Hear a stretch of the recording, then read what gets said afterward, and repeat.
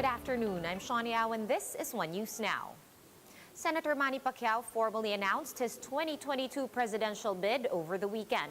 Let's discuss this development with PDP Laban Secretary General Melvin Matibag. Sir, good afternoon. What was your camp's reaction to this latest development? Well, we're no longer surprised. We've been expecting it. In fact, that's precisely the reason why there's a rip in PDP Laban, because of their interest to run for president for Senator Manny Pacquiao. So that's nothing new to us. All right. Last time we spoke, Sir Melvin, we were discussing of course, the nomination of your group, and you nominated or your endorsement of Senator Bongo. Sir, any updates on this? Has the senator already formally accepted your request? We're still waiting for his decision, and we are hopeful that he will decide sooner than we're expecting it. So we have enough time. We're waiting for him to answer that he is accepting the nomination. But we know that he will decide in favor of it, because there are indications that he will also accept that nomination. Kasi sabi niya, he's always saying, I leave it to God, I leave my faith to God, to the Filipino people, and to the Duterte. So, ibig sabihin, may pag-uusap pa yan. And if you recall, long time ago, Senator Bongo has been mentioning that the only reason that he will be convinced to run for president if he's running with is President Duterte. And we all know that on September 8th, President Duterte already accepted the nomination as vice presidential candidate for PDP Laban. So, may hope na talagang tatakbo siya na presidente. Right. So, can you give us a specific timetable on when we can expect, the acquiescence of Senator Bongo? Do you guys have a deadline, an unspoken deadline? No, we're giving him enough time. I think we still have time. The filing is October 1 to 8. So, giving him enough space also to decide on the matter. So, kung talagang umabot na rin siya point that hindi talaga, then that's the time that we will come out with another option.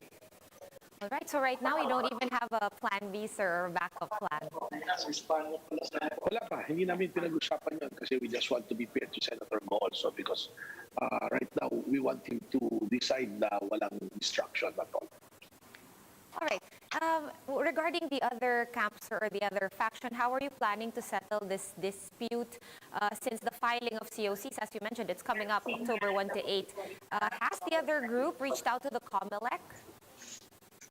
Well, we already filed the filing fees for our petition so that the COMELEC can act on it. So we're expecting the COMELEC to send the corresponding notices and a copy of our petition to the group of Senator Pimentel and Senator Pacquiao.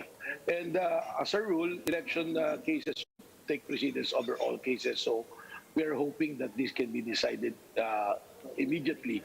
And as a matter of experience, last 2019 election, we have this same case also, which was decided by COMELEC in 2 months' time, just in time for the printing of ballots. So I think COMELEC will resolve it without delay. All right. We'll wait for all the updates regarding those. Thank you so much for sharing your time with us. PDP Laban Secretary General Melvin Matibag. Thank you, sir. Thank you. President Duterte has approved the pilot implementation of limited in-person classes for low-risk areas. In today's briefing, Education Secretary Leonor Briones said 100 public schools and 20 private schools are expected to participate in the pilot run. The pilot run will be monitored for 2 months and will be stopped immediately if the quarantine status of a specific area changes. The DepEd says details of the pilot run, including the list of participating schools, will be released soon. The government is now evaluating if excess COVID-19 vaccines will be used on minors or as booster shots for health workers and senior citizens. National Task Force Advisor Dr. Ted Herbosa says the vaccination of minors is still not allowed, although LGUs are given the go signal to accept registrations within the age group. Government officials have since noted that a possible rollout of COVID-19 booster shots will depend on existing supply. Pinag-iisipan kung yung ating limitadong supply ay gagamitin ba natin ito sa booster ng mga health workers at ng mga senior citizen o ibibigay natin sa mga teenager. So, debate pa yan and ina-analyze natin ng data.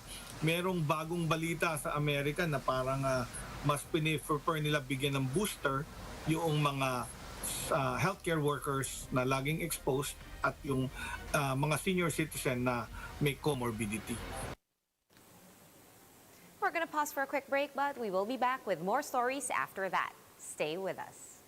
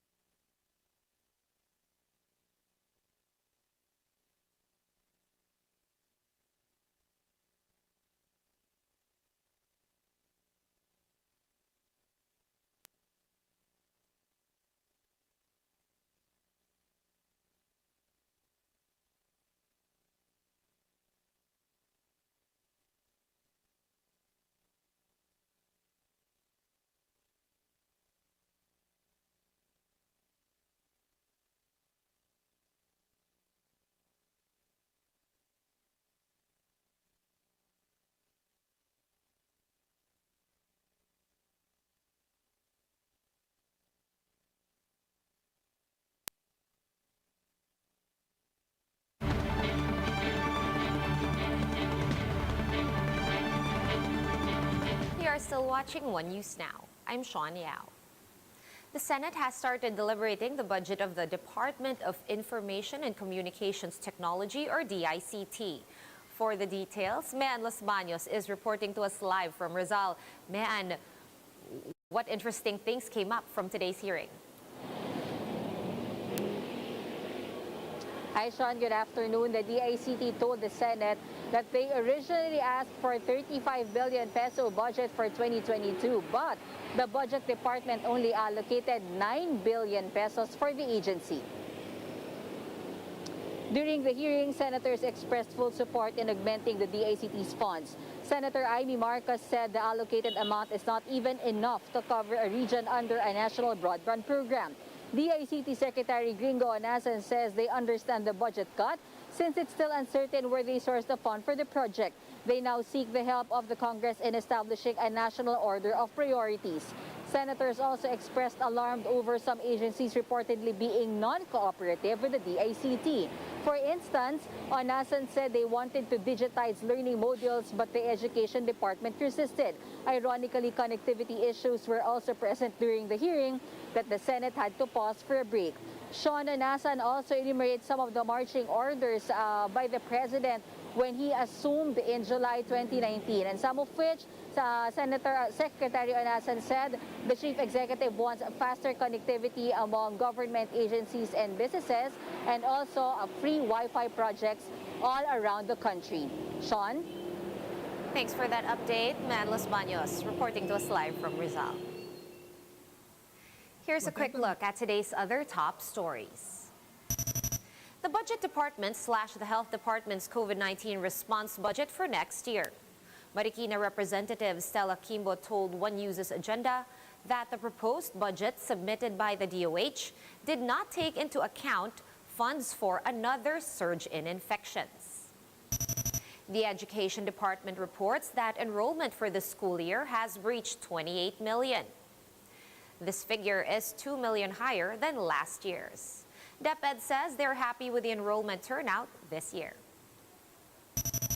Los Angeles hosted the 73rd Annual Emmy Awards today, and Netflix's hit series The Crown won 7 honors, including Best Drama Series, while Apple TV Plus's comedy Ted Lasso took home 4 awards.